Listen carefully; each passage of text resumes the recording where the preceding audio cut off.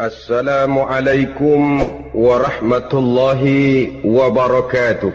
Waalaikumsalam warahmatullahi wabarakatuh. Bismillahirrahmanirrahim. Alhamdulillahi rabbil alamin.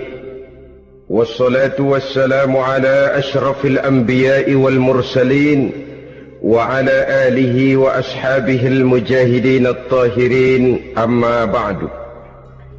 Bersabda Rasulullah sallallahu alaihi wasallam, "Iza sarratka hasanatuka wa sa'atka sayyi'atuka fa anta mu'min."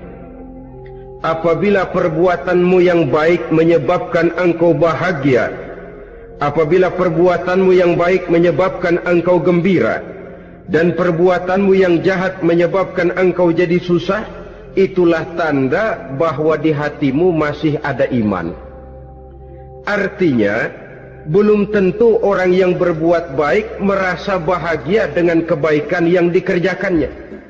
Dan tidak selamanya orang yang berbuat jahat sanggup menyesali perbuatan jahatnya.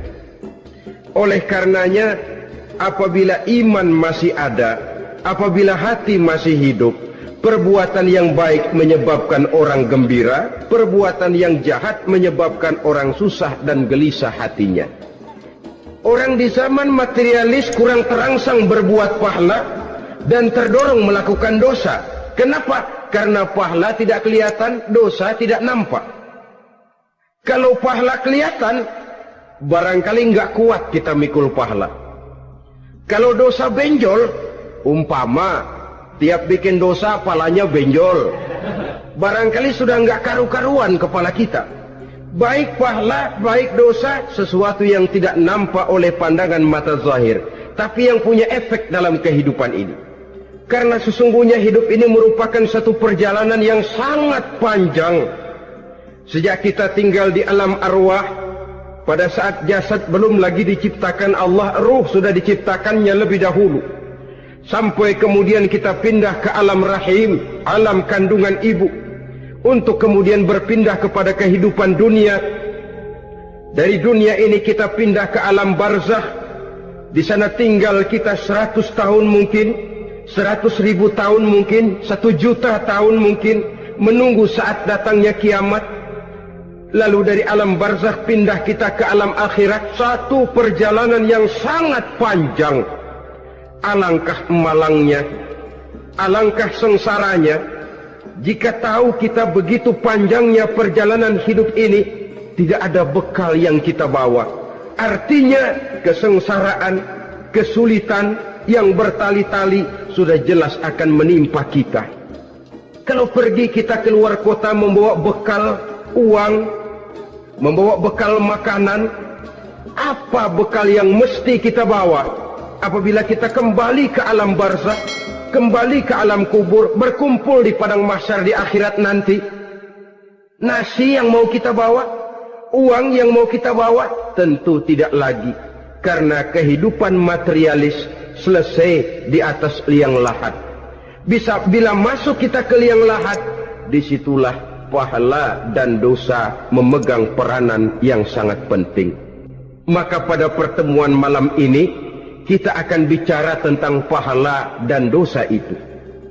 Saudara-saudara kaum muslimin rahimakumullah, yang dinamakan pahala, kata Imam Ali Al-Jurjani dalam kitab At-Ta'rifatnya, ma yastahiqqu bihi ar-rahmatu wal maghfiratu minallahi ta'ala, sesuatu yang pelaksananya berhak untuk mendapat rahmah dan ampunan dari Allah. Dengan kata lain, nilai pahala adalah akibat dari perbuatan-perbuatan di dalam melaksanakan perintah dan anjuran yang ada di dalam kehidupan agama. Apabila perintah dan anjuran kita laksanakan, nilai pahala itu lalu datang.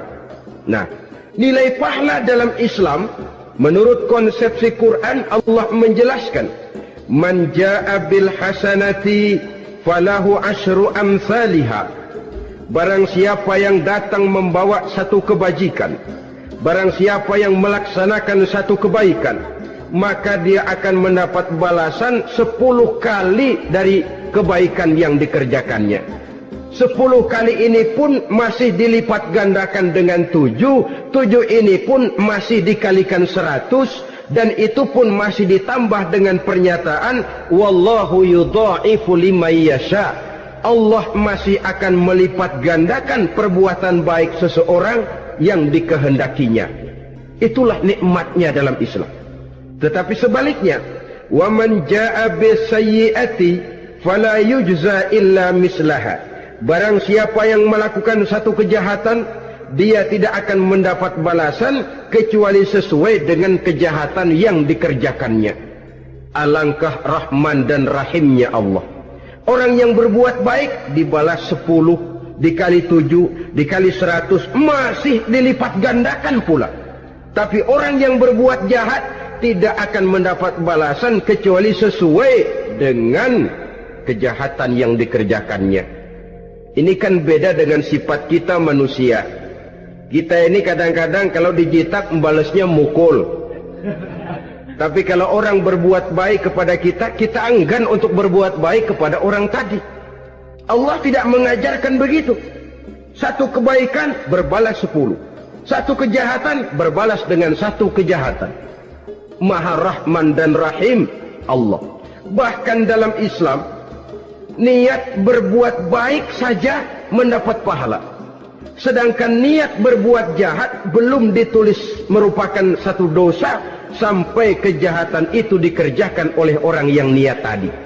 Umpamanya, saudara niat nanti malam giliran pengajian saya mau hadir di majelis taklim.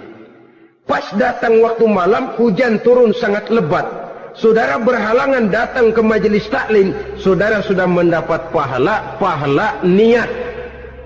Tapi saudara niat, nanti malam kalau turun hujan, saya mau bongkar rumahnya si fulan, saya mau curi seluruh harta bendanya. Ternyata malam saudara tidak mengerjakan perbuatan itu belum ditulis dosa sampai perbuatan itu benar-benar dikerjakan. Tapi lalu jangan macam-macam. Kalau begitu niat aja yang baik, biar nggak usah dikerjain. Niat aja pengen ngaji walaupun tidak ada niatan untuk ngaji. Allah lebih tahu tentang apa yang terdetik di dalam hati sanubari kita. Itulah sebabnya sangat dianjurkan orang untuk melakukan segala macam kebajikan, dan dianjurkan orang menjauhkan segala macam bentuk kejahatan, karena dia akan berefek melahirkan dosa dan pahala. Dosa dan pahala itulah alat untuk memperoleh kebahagiaan di alam kubur, di padang mahsyar, sampai di akhirat nanti. Di dunia ini mungkin segalanya bisa kita beli dengan yang namanya uang. Keamanan kita bisa menyewa petugas untuk menjaga rumah kita. Kendaraan yang mewah bisa kita beli. Udara yang sejuk bisa kita ciptakan. Siapa banyak uang, dia raja. Mungkin itu di dunia. Tapi bisa apa uang kalau kita sudah masuk ke alam kubur? Bisakah munkar nakir kita sogok? Udah kakir, jangan nanya, nih cepet.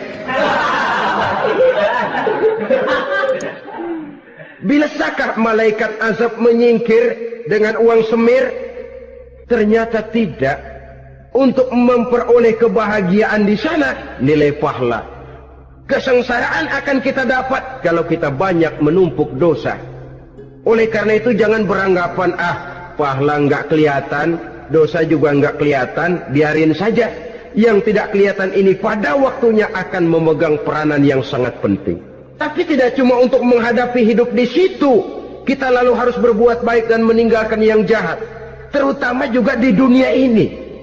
Toh pepatah bilang gajah mati meninggalkan gading, harimau mati meninggalkan belang.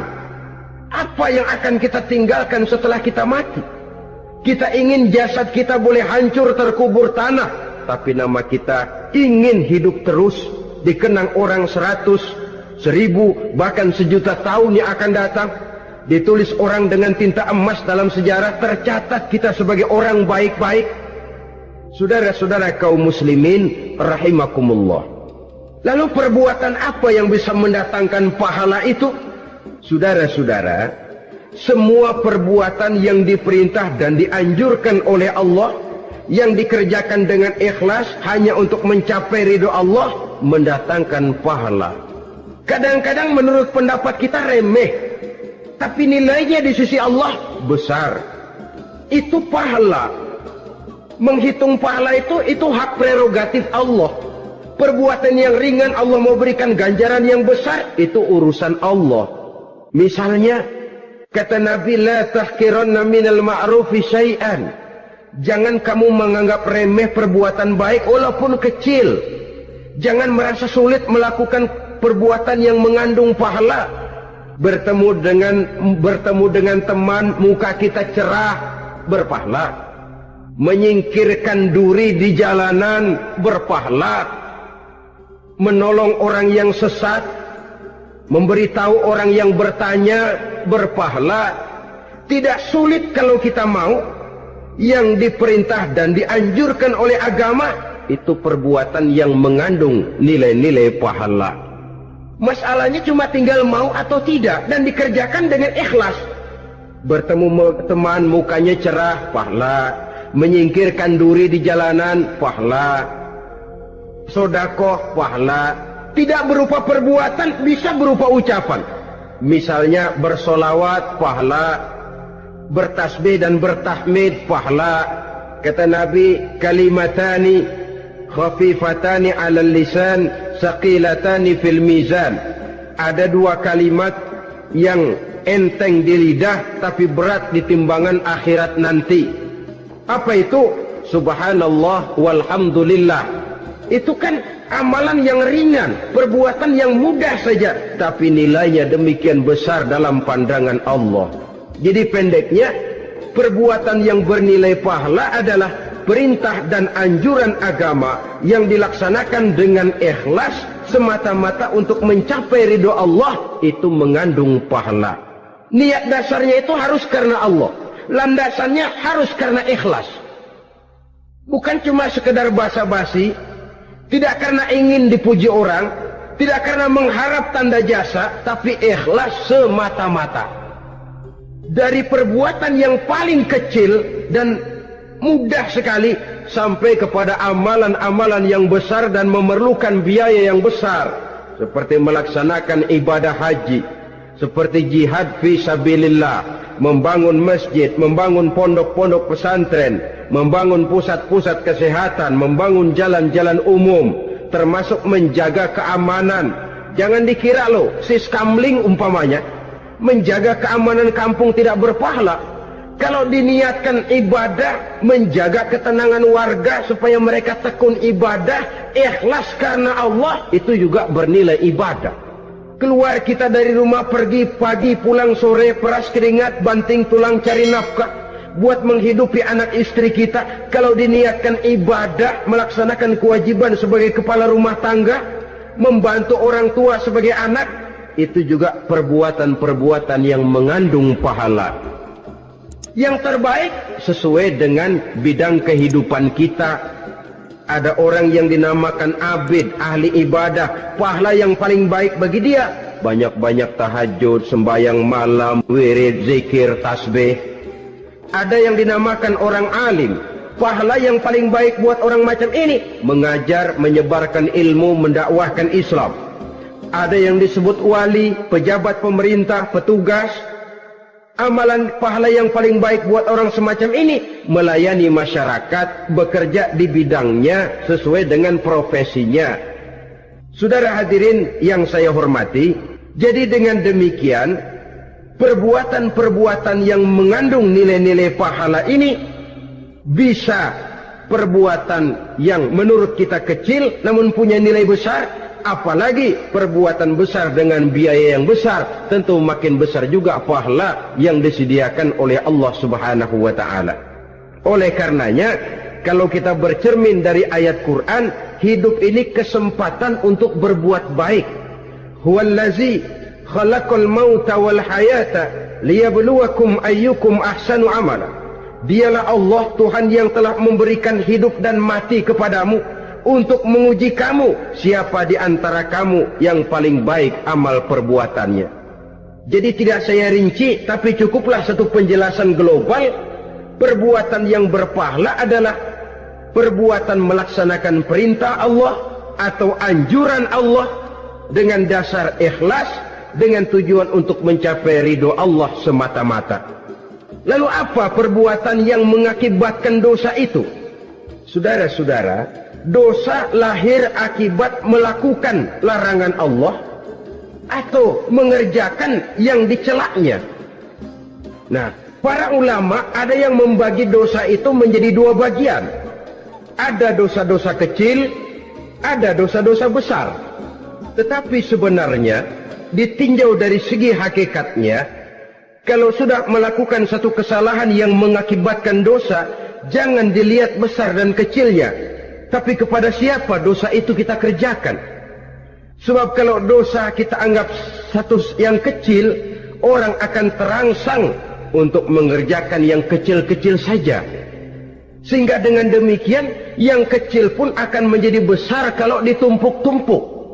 Sedangkan yang besar bisa saja menjadi kecil kalau selalu diiringi dengan permohonan ampun kepada Allah.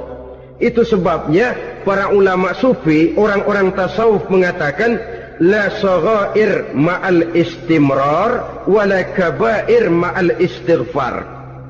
Tidak ada dosa yang kecil kalau dikerjakan terus-menerus, dan tidak ada dosa yang besar kalau digempur tiap saat dengan perbuatan istighfar atau memohon ampun kepada Allah Subhanahu wa taala.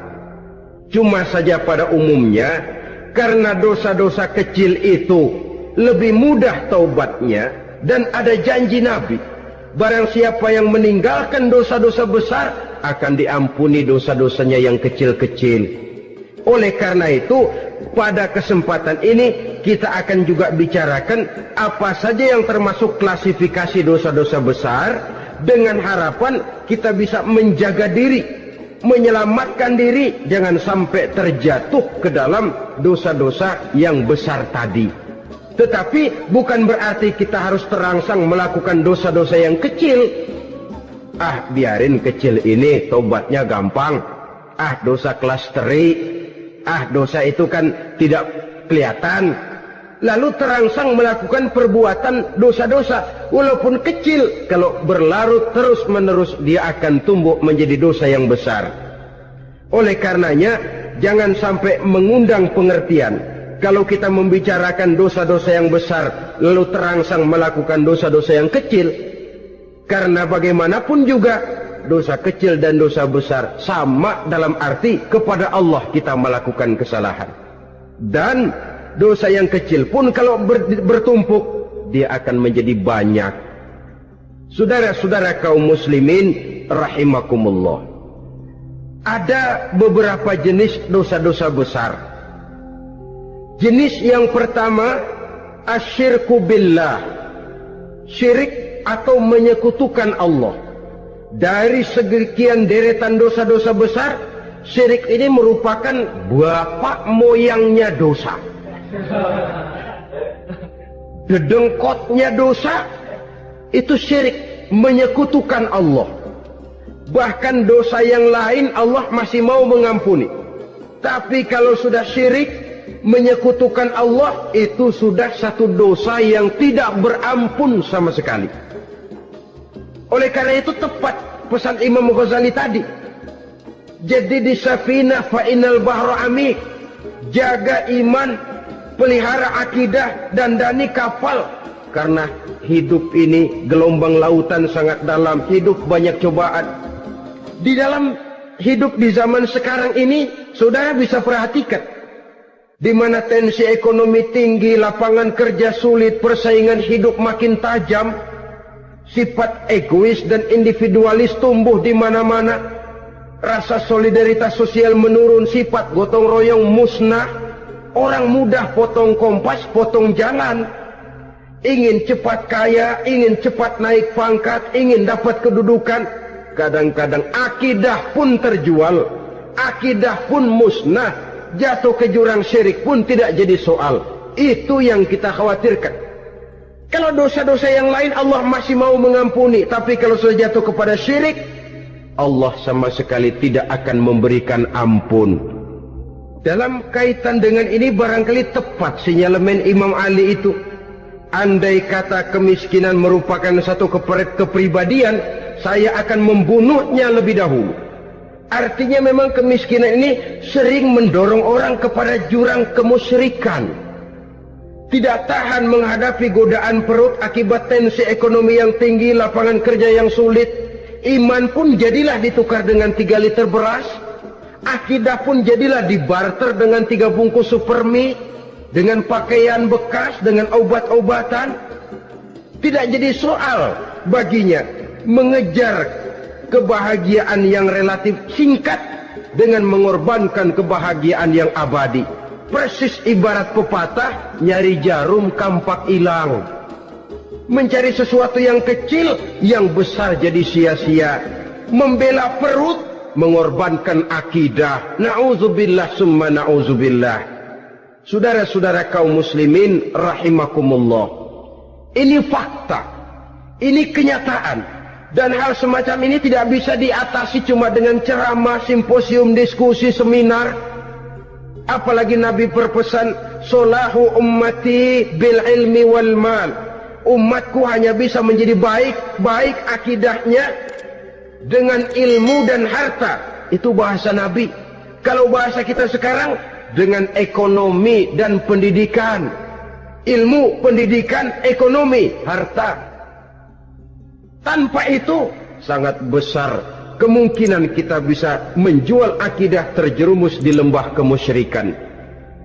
Maka terutama kepada saudara-saudara saya, muslimin yang terpencil jauh dari kota-kota besar, yang kadang dalam kehidupan seharinya imannya sering digoda oleh supermi, akidahnya sering ditantang oleh pembagian beras, pakaian-pakaian bekas, obat-obatan dan sebagainya. Jaga dan bentengi akidah kita. Lebih baik nyawa berpisah dari badan, asal iman jangan berpisah dari hati. Kepada adik-adik saya para remaja, para pemuda di kota-kota besar yang iman dan akidahnya sering ditantang dengan minuman-minuman keras, fasilitas-fasilitas yang menghanyutkan, yang secara terarah dan praktis sedikit demi sedikit menggiring kita untuk keluar dari nilai-nilai akidah. Hati-hati, jaga baik-baik, sebab intan paling mahal, mutiara paling berharga tidak lain nilai iman ini.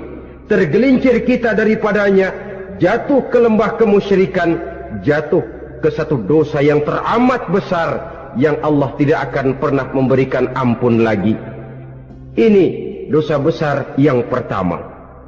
Yang kedua, qatlun nafsi illa bilhaq, membunuh orang tanpa alasan yang benar. Di zaman kesulitan ekonomi kadang-kadang orang mudah nekat. Tengok saja, kadang-kadang karena pasal uang 100-200 perak saja nyawa bisa melayang. Kadang-kadang karena urusan yang remeh, salah omong, salah ambil, salah ucap, salah pegang, nyawa bisa jadi melayang. Alangkah murahnya nyawa, seakan-akan kita yang punya. Padahal nyawa itu hak milik Allah. Tidak pantas kita merampasnya, tidak pantas kita menghilangkannya dari jasad seseorang. Oleh karenanya, membunuh orang merupakan satu dosa yang sangat besar. Jangankan kepada orang yang seakidah, orang yang lain akidah saja pun, kalau dia hidup berdamai, rukun, berdampingan, kita harus melindungi. Apatah lagi teman seakidah sendiri. Saudara-saudara kaum muslimin rahimakumullah, pantas kalau Nabi menyatakan apabila dua orang Islam sudah saling berkelahi, berbunuh-bunuhan, al-qatil wal maqtul finnar, yang membunuh dan yang dibunuh dua-duanya sama-sama masuk neraka.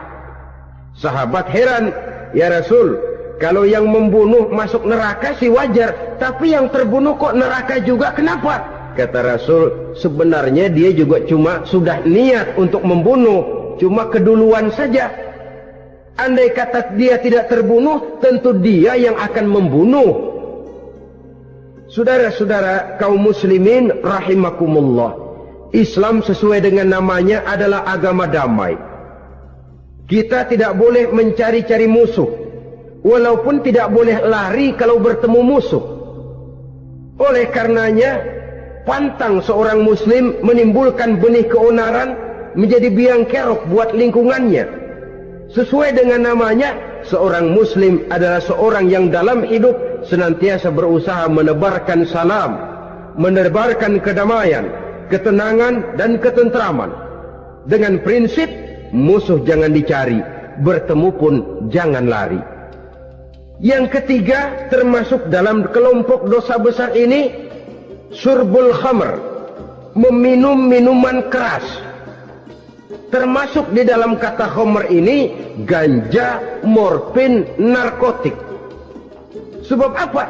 Jenis minuman semacam itu tidak hanya merusak keadaan sekarang, tapi sekaligus merusak kehidupan yang akan datang. Kalau itu jatuh di tangan generasi muda, artinya kan merusak kehidupan masa depan daripada suatu bangsa. Karena apa? Remaja dan pemuda merupakan bentuk miniatur daripada kehidupan bangsa. Akan bagaimana warna umat Islam di Indonesia, bahkan akan bagaimana warna Indonesia 30, 40, 50 tahun yang akan datang, remaja sekarang jawabannya. Kalau remaja kita sekarang ini kerjanya cuma bisa nyekek botol, insya Allah bangsa Indonesia 30-40 tahun yang akan datang akan tumbuh menjadi bangsa teler. Tidak banyak yang bisa kita harapkan. Remaja adalah gambaran masa depan dari satu bangsa, dari satu umat. Dan remaja itu di dalam dirinya secara fitrah terkumpul semua bakat, terdapat semua kemungkinan. Kita ini lahir membawa sifat pemimpin, tapi juga membawa sifat pengacau. Kita ini ada bakat jadi orang jujur, ada bakat jadi pengkhianat. Kita ini ada bakat menjadi orang baik-baik, kita juga punya bakat jadi biang kerok. Kita kemungkinan bisa jadi pemimpin bangsa, tapi juga bisa menjadi pemimpin bangsat. Nanti lingkungan dan pendidikan akan menumbuhkan, membentuk mana yang tumbuh lebih subur. Kalau lingkungan dan pendidikannya lebih banyak bercerita tentang kejujuran, maka nilai kejujuran yang akan tumbuh lebih banyak dalam jiwanya. Dan insya Allah diharapkan dia akan menjadi manusia yang jujur di kelak kemudian hari nanti. Dan masalah minuman keras ini sebenarnya berkait. Kita tidak bisa cuma menyalahkan remaja saja, menyalahkan pemuda saja. Karena bagaimanapun masalahnya kompleks. Menghancurkan sesuatu tanpa melihat kausalnya, tanpa melihat sebab akibatnya, kan sama juga bohong. Kemungkinan karena broken home, kemungkinan karena pergaulan, kemungkinan karena kurang perhatian orang tua, kemungkinan karena akibat bacaan, tontonan, atau fasilitas berupa dibukanya pabrik-pabrik minuman keras, dijualnya minuman-minuman keras, di warung-warung yang remang-remang, yang memberikan kenikmatan, kebahagiaan dan kebanggaan tersendiri, sehingga akhirnya orang terangsang untuk datang dan minum di sana. Pada dasarnya memang sepele, cuman minum, nggak ngerugiin orang lain kan? Iya, pada waktu minum. Tapi dikala sudah mabuk, out of control, apapun bisa kita lakukan. Yang kita ucapkan kita tidak sadari lagi, yang kita kerjakan tidak kita sadari lagi. Dikala itu segala macam kejahatan bukan sesuatu yang tidak mungkin untuk kita laksanakan. Nggak ngerugiin orang lain, memang pada saat mau minum. Tapi begitu minum, mabuk, kita bisa merugikan orang lain. Setidaknya merugikan diri sendiri. Pertumbuhan IQ menjadi lemah, semangat kehidupan hilang, gairah kerja menurun, kalau tidak ada sama sekali. Lalu apa yang bisa kita lakukan di dalam kehidupan? Dan akan lebih celaka kalau ini menimpa kehidupan generasi muda kita. Kadang-kadang yang ironi ya, kalau yang orang tuanya mampu barangkali masih tertolong. Tapi yang orang tuanya kondisi ekonomi lemah masih kepengen teler juga. Orang tuanya nggak mampu masih pengen mabuk. Dari ganja, morfin nggak dapet, akhirnya kaleng cat diisepin. Yang penting kan bisa teler. Mendatang keempat yang termasuk jenis dosa besar, az-zina, perbuatan zina. Di zaman pergaulan bebas dengan prinsip free love, free sex ini, tengok sudah berapa banyak gadis-gadis bergelimpangan jadi korban. Berapa banyak bayi-bayi yang lahir ke dunia tanpa tahu kemana dia mesti memanggil bapak. Apakah deretan jumlah korban ini masih harus bertambah lagi? Paling tidak, biarlah yang sudah jadi korban, tapi jangan bertambah lagi hendaknya. Masing-masing kita berupaya menahan diri.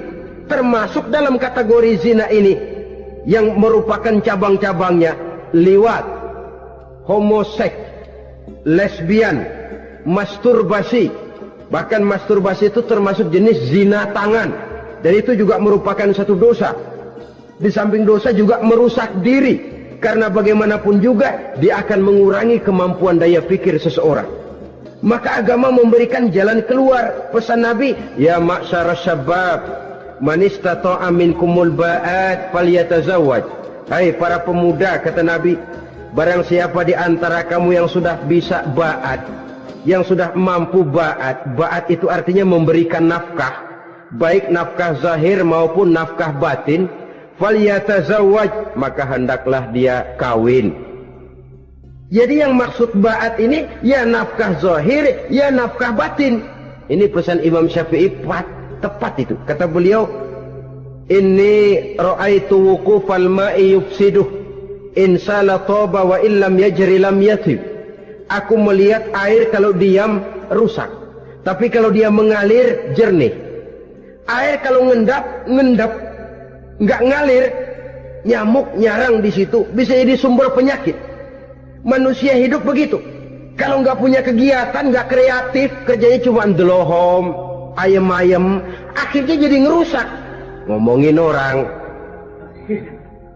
Jano ngapa? Ano. Kebangetan nggak ngapa-ngapain, orang aja dipontenin. Orang diomongin, lahirlah namimah, lahirlah ribah. Saudara-saudara, air itu kalau ngendap ada aja yang nyarang. Tapi kalau dia ngalir, orang ada kesibukan, insya Allah dia tidak akan jatuh kepada sesuatu yang bisa mengundang dosa. Isilah waktu dengan hal-hal yang bermanfaat, karena hidup ini singkat dan tidak berjalan mundur ke belakang. Mundur hancur, berhenti diinjak orang. Sekali melangkah, jangan surut mundur ke belakang. Homoseks, terlepas dari penyakit kejiwaan. Sekarang ini kan sudah ada persatuan kaum gay katanya, meminta perlakuan yang sama dan agar dibolehkan kawin sesama mereka. Secara manusiawi boleh, secara manusiawi kita hargai mereka, tapi dari kacamata agama ini jelas merupakan penyimpangan, dan penyimpangan merupakan suatu dosa terlepas dari pertimbangan manusiawi. Jangan karena terlalu memperturutkan suara manusiawi lalu kita mengesampingkan agama. Termasuk lesbian, wadon karo wadon. Kalau homo itu kan lanang karo lanang katanya. Saudara-saudara kaum muslimin rahimakumullah, yang termasuk jajaran dosa kelas kakap, qazful mu'minina wal mu'minat, menuduh orang mukmin yang baik-baik, laki atau perempuan, melakukan perbuatan zina sehingga hancur namanya di masyarakat. Ini merupakan satu perbuatan dosa yang sangat besar dan sangat dimurkai oleh Allah. Saudara-saudara kaum muslimin rahimakumullah, oleh sebab itu tentang masalah ini, kalau memang tidak ada saksi, jangan sembarang kita enteng lidah menuduh orang lain berbuat zina, menuduh orang lain berbuat serong. Dosanya kelewat besar di dalam kehidupan. Karena apa? Mencari harga diri itu berat, memelihara kehormatan diri jauh lebih berat.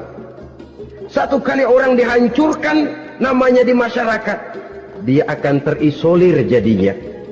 Oleh karenanya berlindung kita kepada Allah, jangan sampailah dihinggapi oleh sifat ini. Karena sentimen kita kepada seseorang, karena hasad kita kepada seseorang, tidak senang melihat orang lain lebih maju, lalu lidah ini seenaknya saja mengucapkan kata. Padahal sanksi dan resikonya sangat besar. Yang kita tuduh barangkali mendapat pahala dari Allah. Kita sendiri yang menuduh tanpa saksi, tanpa alasan yang benar, mendapat dosa yang sangat besar. Saudara-saudara, memang kadang-kadang aneh dalam hidup ini.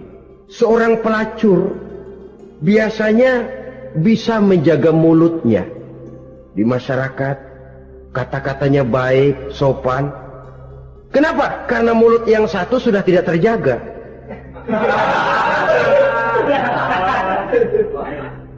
Kita kadang-kadang kehormatan bisa kita jaga, tapi mulut tidak terkontrol.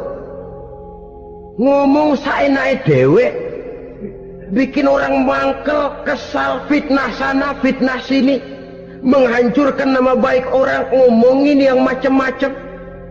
Bagai-bagai macamlah caranya. Saudara-saudara kaum muslimin yang berbahagia. Jadi dengan demikian, menuduh orang lain berbuat zina, sedangkan orang itu tidak pernah melakukannya, ini termasuk satu dosa yang sangat besar di dalam kehidupan ini. Yang keenam, al-'aqu bil walidain, durhaka kepada ibu bapak.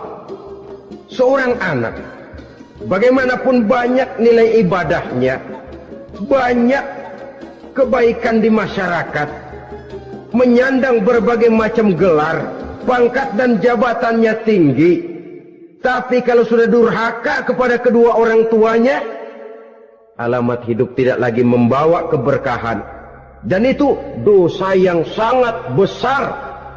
Sampai Nabi sabdakan, ridho Allah ada di dalam keridhaan ibu bapak, murka Allah pun ada di dalam kemurkaan ibu dan bapak. Walaupun belum tentu setiap kita orang tua, tapi yang jelas setiap kita adalah anak. Dan setiap anak punya ibu dan bapak. Jangan sampai kacang lupa kepada kulitnya. Saudara-saudara kaum muslimin rahimakumullah, durhaka kepada ibu bapak merupakan perbuatan yang sangat dimurkai oleh Allah. Apalagi ibu yang telah melahirkan kita, bahkan mengandung kita. Begitu juga bapak yang telah berusaha peras keringat banting tulang untuk mengasuh membesarkan kita. Tidak ada perbuatan baik yang kita lakukan untuk bisa menebus kebaikan daripada ibu dan bapak kita. Setidaknya kalau belum bisa berbuat baik kepadanya, kepada keduanya, janganlah menyakiti hati keduanya. Itu saja dulu yang harus dijaga. Kadang-kadang sudah berbuat baik enggak, nyakitin melulu. Sudah nyenangin belum bisa, saban sehari nyakitin saja. Padahal kedua orang tua itu doanya manjur, sebagaimana sumpahnya juga bisa jadi kenyataan, dan sering bahkan menjadi kenyataan. Sampai ibu bapak sudah wafat, sudah meninggal sekalipun, kewajiban berbakti masih harus terus dilakukan oleh seorang anak. Lalu yang ketujuh, at-tawalli yaumaz zahfi, berpaling pada hari pertempuran. Orang sedang sibuk-sibuk menghadapi musuh, maksudnya berjuang membela agama ini, dia lari menyelamatkan diri. Pengecut, mental munafik. Ayo, kalau demi agama, mari kita maju ke depan. Allahu Akbar, yang besar Allah, yang lain kecil semua, maju. Orang lain maju serentak, dia mundur jauh ke belakang. Mental munafik, mental calo istilah sekarang ini. Oh, itu calo, mental calo, Tuhan gedek banget itu. Coba ya, calo itu paling sibuk nyuruh penumpang naik, tapi sementara penumpang naik sampai ke tempat tujuan masing-masing, calonya nggak kemana-mana, diem aja di situ. Cuma orang aja disuruh naik. Saudara-saudara, kerja bakti, orang turun ke comberan, dia naik ke tempat tidur. Mundur di hari pertempuran, menyebabkan orang lain gugur, dia sendiri menyelamatkan diri. Mental pengecut, mental munafik, itu merupakan dosa yang sangat besar. Saudara-saudara kaum muslimin rahimakumullah. Itu sebabnya agama itu memerlukan keberanian. Memang, tapi bukan keberanian yang tanpa perhitungan. Sebab berani tanpa berhitung namanya berani babi. Kita berani kalau benar, kita harus takut kalau salah. Jangan dibalik. Salah berani, nekat namanya. Benar takut, pengecut namanya. Orang yang pengecut adalah orang yang takut membela kebenaran. Orang yang nekat sesungguhnya udah salah nggak malu lagi. Udah salah nekat lagi. Merasa rugi berbuat kebaikan, puas kalau berbuat kejahatan. Padahal Nabi pesan, siapa yang berbuat dosa sambil tertawa, nanti dia akan masuk neraka sambil menangis. Karena itu dipesan pula di dunia ini, sering-seringlah mencuci mukamu dengan air mata taubat. Cuci lidahmu dengan zikir kepada Allah. Bersihkan hatimu dengan air ikhlas. Saudara-saudara kaum muslimin rahimakumullah. Kan ada toh orang berbuat baik nggak gembira, tapi berbuat jahat malah puas. Atau sama saja orang lain berbuat baik, hatinya kesel. Orang lain berbuat jahat, dia malah mendukung. Atau orang lain tergelincir berbuat jahat, dia malah girang. Ini kan tidak objektif. Karena yang berbuat baik orang yang dia keselin, dia nggak seneng. Tetapi karena yang berbuat jahat orang yang dia senengin, dibenerin juga. Itu nggak objektif namanya. Mundur di hari pertempuran pada saat saudara-saudara kita sedang menghadapi musuh, sikap pengecut yang sangat dibenci Allah. Yang kedelapan, termasuk kelompok dosa besar, aklu malil yatim, makan harta anak yatim. Kadang-kadang ada orang mengeksploitir loh nasib anak-anak yatim. Karena biasanya para dermawan peka kalau mendengar nasib yatim, memberikan santunan. Si yatim belum makan, yang ngurusin udah pada kenyang. Mengeksploitir, memakan harta anak yatim termasuk dosa yang sangat besar. Sehingga Nabi pesan, ana wa kafilul yatim kahataini yaumal qiyamah. Aku dan orang yang menyantuni anak yatim seperti dua jari ini di hari kiamat. Rumah yang paling dimuliakan Allah adalah rumah yang di dalamnya ada anak yatim yang hidupnya dihormati, hidupnya disantuni, keperluannya dicukupi. Maaf saja, tahap kita menyantuni anak yatim ini baru tahap setahun sekali. Kalau Muharram kita agungkanlah, kita besarkan. Lebaran yatim katanya. Kita kumpulkan dana, kita usap kepala yatim, kita kumpulkan beras, kita bagikan hari itu. Perkara bulan berikutnya dia kelaparan, kita masa bodoh. Bahwa di bulan Muharram kita santuni yatim piatu itu sudah baik. Tapi akan lebih baik lagi kalau kita sanggup menjadi bapak asuh mereka, memikirkan sekolah mereka, ada kontinuitas. Kalau mereka diasuh oleh orang lain, lalu bertukar agamanya, berpindah akidahnya, kita ngomel habis-habisan. Tapi kita ada kemampuan, kita tidak mau berbuat semacam itu. Ya sama juga bohong namanya. Yang kesembilan, syahadatuz zur, sumpah palsu. Sebab sumpah palsu ini menggunakan nama Allah untuk sesuatu yang tidak benar. Nama kita saja dibawa untuk yang tidak benar, kita jengkel. Nama kita dipalsukan untuk sesuatu yang tidak baik, kita kadang-kadang jengkel. Tidak puas jengkel, menuntut melalui saluran hukum. Kenapa? Nama saya dicatut. Bagaimana lagi kalau nama Allah kita pakai untuk bersumpah, sumpahnya palsu, menguntungkan kita, merugikan orang lain, Allah murka betul. Maka sumpah palsu termasuk deretan dosa-dosa besar. Apalagi yang ke-10, aklur riba, makan riba alias renten. Ini kan yang cepat mendatangkan uang. Kadang-kadang kalau yang bikin riba itu orang awam barangkali, ya masih kita maklumi. Kadang-kadang penyakit ini datang menimpa mereka juga yang kita kenal kebaikannya. Bahkan suka datang ke musola, rajin ke masjid kadang-kadang. Riba masih dimakannya. Karena cara cari duit paling enak. Duit utuh tambahnya terus masuk. Na'udzubillah summa na'udzubillah. Itu yang diibaratkan dalam perjalanan Mi'raj waktu Nabi diperlihatkan neraka.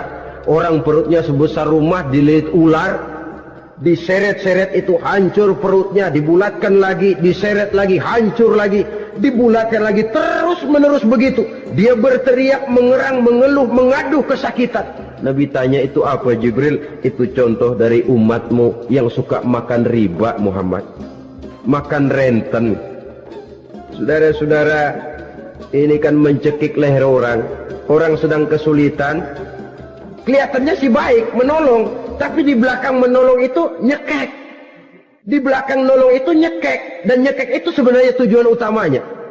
Orang yang menjalankan riba pada dasarnya tidak punya perikman kemanusiaan kok. Kalau dia kelihatannya mau menolong, kelihatannya motifnya mencari untung di belakang itu. Jauh dari kemanusiaan. Yang ke-11, saudara-saudara, termasuk jajaran dosa besar itu qat'ur rahim, memutuskan silaturahmi. Marah, hobi sama marah. Kalau 3 hari nggak marahan sama orang, ngebet palanya. Selalu nyari gara-gara. Kalau udah marah berlaku perpanjangan waktu. Tahun, 2 tahun, kadang-kadang seumur hidup. Saudara hadirin yang saya muliakan. Apalagi mengurangi timbangan termasuk kelas dosa besar. Makan suap termasuk dosa besar. Semir menyemir dosa besar. Apalagi bunuh diri. Nah ini, bunuh diri dosa besar.